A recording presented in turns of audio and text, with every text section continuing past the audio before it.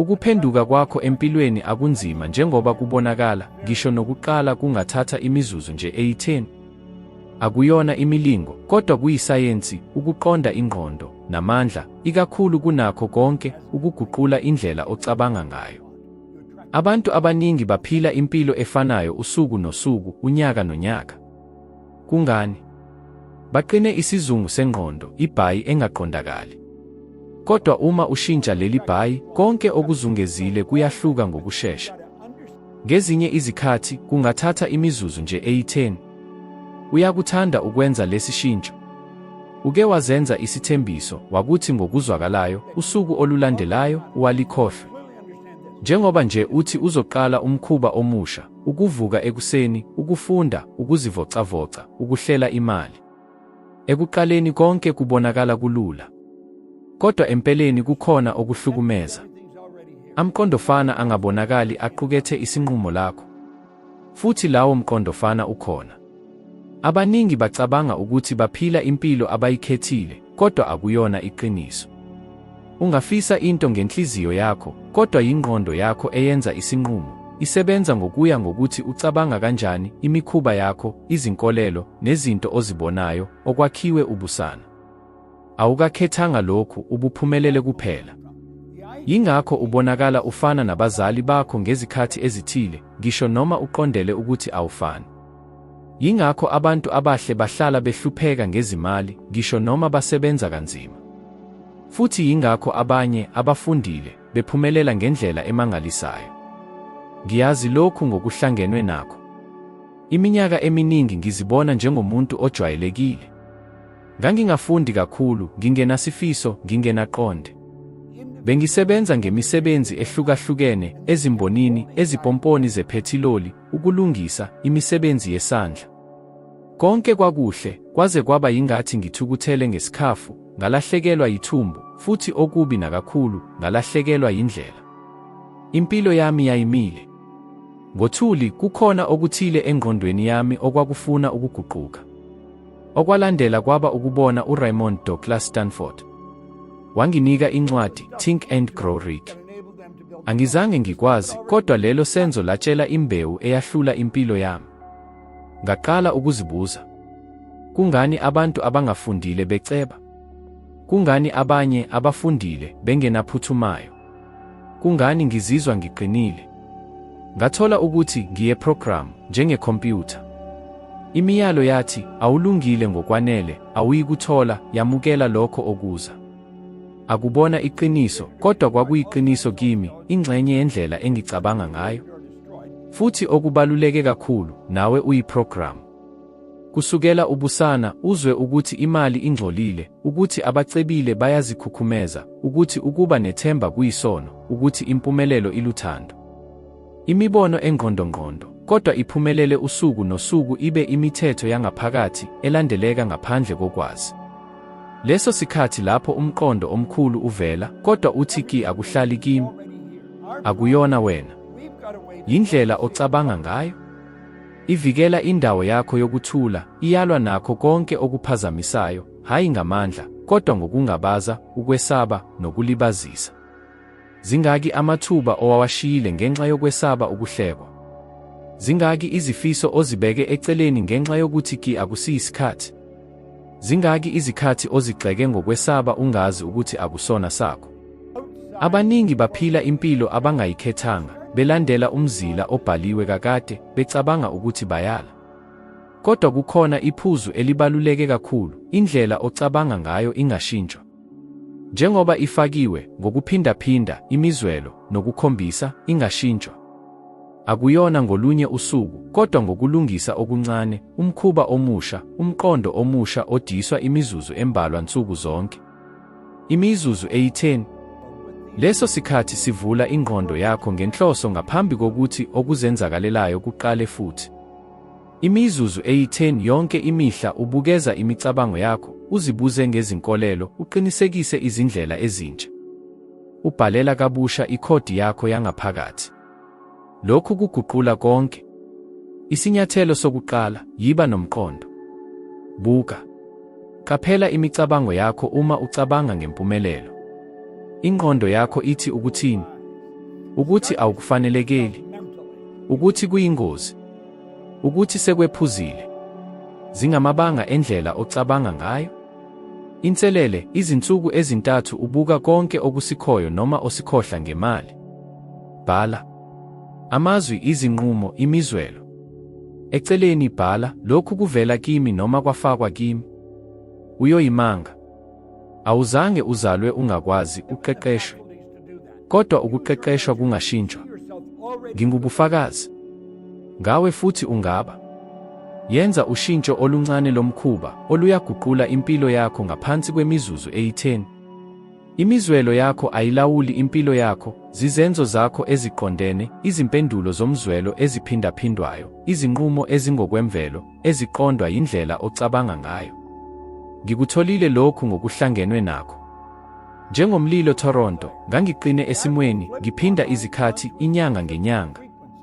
Ngingumholo wami, ngikhokhele izikweletu zami, nginodebe, ngicindezelekile, ngiqinisekile ukuthi kwakujwayelekile, ngiyabonga ngokuba nomsebenzi.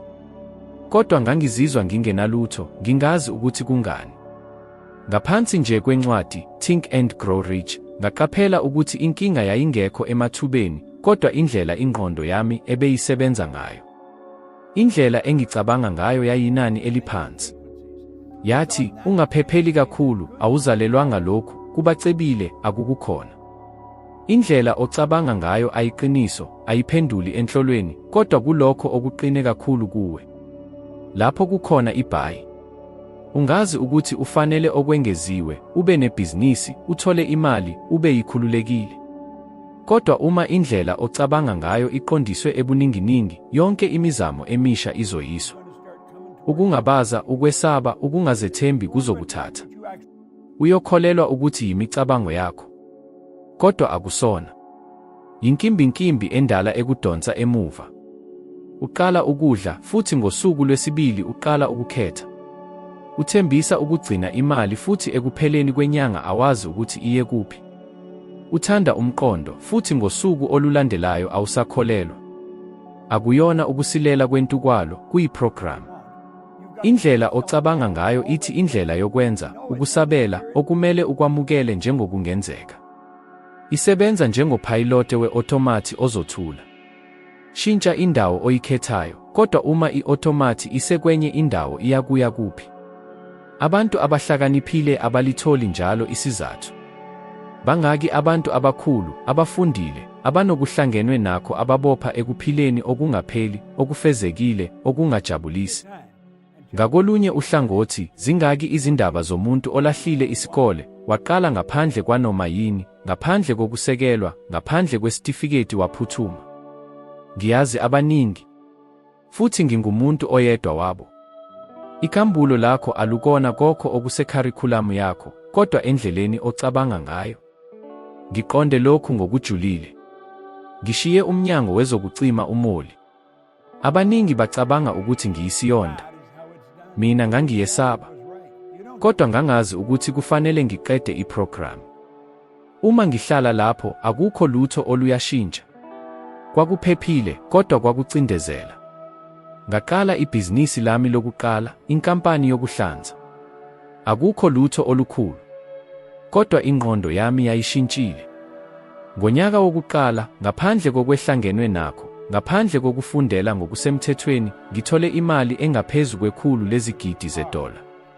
Ngintshintshe indlela engicabanga ngayo, futhi lokhu kuguqule izinqumo zami, izenzo, imiphumela. Angithi ukushiya konke ngasohlangothini. Kodwa qonda ukuthi ubani oyala. Ucabanga ukuthi wenza izinqumo ngokuya ngokuqonda, kodwa akusona ngalokho.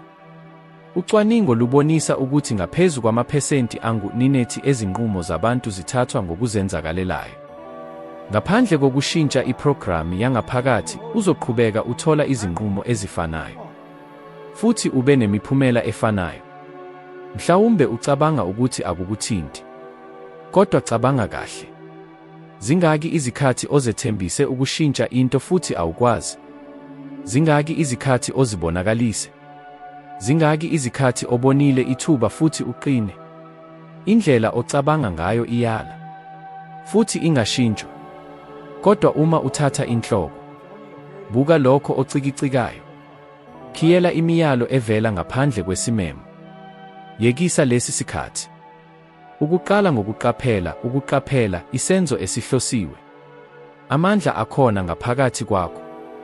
Asekhona. Uyathanda ukugxeka okuzenzakalelayo futhi uthathe inhloko yengqondo yakho. Lokhu kuzokwenza ukuthi izinyanga ezizayo zibe yindlela efanayo nezangaphambili noma zihluke ngokuphelele. Uke wabe nomqondo olukuthokozisile kangaka okwenza inhliziyo yakho iqine, umzimba wakho ubukeke kodwa ngemizuzwana embalwa kamuva, ingqondo yakho yachitha konke ngamagama afana. Lokhu kuyisibhambe. Kuyenzekani uma kwenzeka into emibi? Awulungile. Kwenzeka kunenqwaba ongacabangi ngayo. Futhi ngokuvamile, lo mqondo wesaba yiwo oluyaguqula impilo yakho. Imibono esithanda kakhulu isithukuthela. Kungani? Ngoba ayivumelani nendlela esicabanga ngayo. Ayisiyona ingxenye yalokho esikwamukelayo njengokungenzeka, ukuthula, ukuphepha. Inkinga ayisiyo umqondo, yinkimbinkimbi yengqondo yakho eyeprogram ukulahla okuhlukile. Kwakunjalo kimi.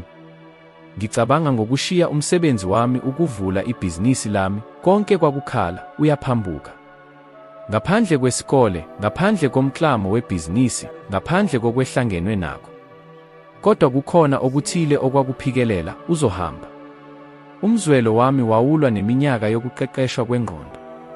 Ngaleso sikhathi, angizange ngiqonde ukuthi yini ukubona izinto. Kodwa namuhla ngiyazi, leso sesaba, ukukhathazeka, ukufuna ukushiya kwakuyizimpawu zokuthi ngizama ukuphuma ohlelweni oluzenzakalelayo. Ngangicabanga umqondo omusha, ongangeni esimweni esidala. Lokhu kwakubangela ukungezwani, ukungathandeki okukhulu. Lolu kungathandeki, noma kungathandeki kangakanani, kuyisibonakaliso sokuqhubeka. Kunjengokuhlupheka kokukhula. Kodwa abaningi bakuthatha njengesibonakaliso sokuyeka. Bayeka. Bayabulala umqondo. Bafuna iphupho. Ngihlangane nomuntu eminyakeni eminingi ngemva kokushintsha impilo yami, owayehlala ephupha ukwenza ikhofi. Wayesebenza ehhovisi enemali enhle, kodwa engenalwimi. Ngosuku oluthile wanquma ukuqala. Wayenesibili leduka. Wayesecabanga ngenukha yekhofi. Kodwa kwakwanele ukukhuluma nomndeni futhi konke kwawo. Lokhu akuyikunika imali. Uzoyishiya yini ukuphepha kwakho? Uqinisekile ukuthi uzokuncintisana namakhithi amakhulu. Waphuma. Hayi ngenxa yokungabi namandla, kodwa ngenxa yokwesaba. Ukwesaba okwakungelona lakhe, kwakuyindlela yakhe yokucubungula izinto. Njalo lapho ucabanga ukushintsha, ukukhula, ukwenza okuthile okumangalisayo, indlela ocabanga ngayo iyalo. Izosebenzisa izizathu ezilumkisayo. Izokwenza uzizwe ungenamahloni, uyisiyonda, uyaphuthuma. Kodwa iyindlela yokuzivimbela. Ukuphepha ekuphumuleni kuyisongo endleleni ocabanga ngayo. Zingaki izinto ozishiyile zingakapheli isinyathelo sokuqala? Zingaki izinhlelo ozichase ngokuzibona ungakwazi? Zingaki izikhathi obhekile into futhi ucabanga ukuthi lokhu akunakwenzeka kimi? Akubona iqiniso. Kwakuyindlela ocabanga ngayo igcina yonke into ifana njengoba ikhona. Zonke izinguquko ezinkulu ziqala ngomqondo ongajabulisi. Umqondo omuhle, okuhlukumeza iloki, okuwenza ukhale uma ucabanga. Ngokuba khona kokumelana yisibonakaliso esengeziwe sokuthi kungaba yikho okuyidingayo. Akudingeki ushiye konke ngasikhathi sinye. Kodwa kufanele uzondle leyo mibono. Ukhondla leli. Ukuphinda, ukubuka, ukuzwa. Ingqondo yakho iyakwamukela okusha uma iphindaphindwa ngamandla kanye nomzwelo. Shintsha ukuzama komzimba wakho, umkhawulo wakho. Njengoba konke emhlabeni kuzama, uma ushintsha kwakho, ushintsha lokho okulikhokhayo, uqaphela, uphila. Isayensi isibonisa lokhu. Ucwaningo lwe-neuroplasticity luqinisekisa ukuthi ubuchopho buveza izixhumanisi ezintsha kunoma iyiphi isigaba sempilo, kukwanele ukuphindaphinda kanye nomzwelo. Qala kabusha ingqondo yakho. Dala izimpendulo ezintsha, izindlela, imikhuba. Kodwa kufanele ukondle okusha esikhundleni sendala. Ngesikhathi esilandelayo lapho umqondo omkhulu uvela, qaphela isenzo sakho sokuqala. Uma kuyisaba, ukungabaza, ukunganeliseki yeka. Ungabaleki. Phefumula. Buza, ingabe lesi sesaba siyiqiniso noma iyindlela nje engicabanga ngayo ezingivikela okungaziwayo? Leso sikhathi sokuzibuza singaba yinto eguqulayo. Isikhathi lapho uhlanyela khona imbewu, ngokuqapha imihla ngemihla, iguqula impilo yakho. Akudingeki kube nesibindi esiphelele. Kufanele nje uthathe isinyathelo sokuqala. Ngisho noma uthuthumela. Ngisho noma ungenawo amaqiniso. Ngezinye izikhathi umqondo okuthukuthelisa yiwo oluyokukhulula. Konke emhlabeni kuzama. Ngaphandle kwanoma yini. Akukona umqondo womoya noma wefilosofi, kuyimithetho yendawo yonke, umthetho wokuzijabulisa. Akukho lutho oluyeka. Ngisho nomzimba wakho. Uma ubeka isandla sakho ngaphansi komkhuba we-elektroniki, uzobona izigidigidi zamaseli ziqhubeka. Konke kuzama ngomkhawulo, kuhlanganise nawe. Futhi umkhawulo uqondisa lokho olikhokhayo, uqaphela, uphila. Abaningi abaqapheli ukuthi lokhu kuzama kuqondiswa yilokho okubhaliwe esizindweni sabo, indlela yabo yokucubungula izinto. Yakha umzila wokuzijabulisa. Futhi lo mzila uyakugcina uqondene namava, imizwelo, nemiphumela. Abantu abakhule endaweni yokuswela imali, ukuphepha noma ukwesekwa komzwelo baphila izindlela ezifanayo ebuntwini, ngisho noma bengathandi. Uke waqaphela lokhu? Uyamazi umuntu, noma mhlawumbe wena, othi imali ayisiyo yonke into, kodwa uhlale ekhathazeka ngezikweletu.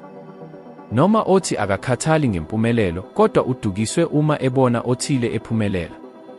Noma lowo muntu othole okungaphezu kwangaphambili kodwa uhlala eyizero, noma kuyinani elibi. Akuyona izehlakalo. Kuzama. Umkhawulo.